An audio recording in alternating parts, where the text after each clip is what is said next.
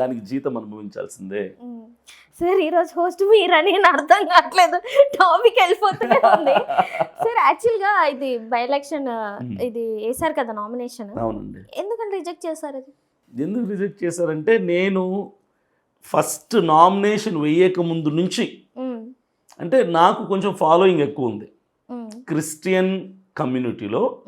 నా వాయిస్కి కొంచెం ఇన్ఫ్లుయెన్స్ అయ్యే వాళ్ళు ఎక్కువ క్రిస్టియన్స్లో. మీరు బాగానే ఇన్ఫ్లుయెన్స్ చేస్తారు. ఇప్పుడు కూర్చోటి నేను ఇన్ఫ్లుయెన్స్ అయ్యేదాన్ని, జస్ట్ అయితే చెప్తుంటే అలా వింటూనే ఉన్నాను, ఏం మాట్లాడట్లేదు. అలా కాదండి, నా మాటలకి ఇన్ఫ్లుయెన్స్ అవుతారు క్రైస్తవులు. సో మరి ఏమనుకున్నారో ఏమో నాకు తెలీదు. బేసికల్లీ ఐఎమ్ ఫ్రమ్ ఆంధ్ర, నేను ఆంధ్ర అబ్బాయిని, నేను రాయలసీమ కడపకు సంబంధించిన వ్యక్తిని. నా ఫ్రెండ్ అజయ్ బాబు ఇచ్చిన సలహా మేరకు నేను ఇక్కడ కంటెస్ట్ చేయడానికి వచ్చాను.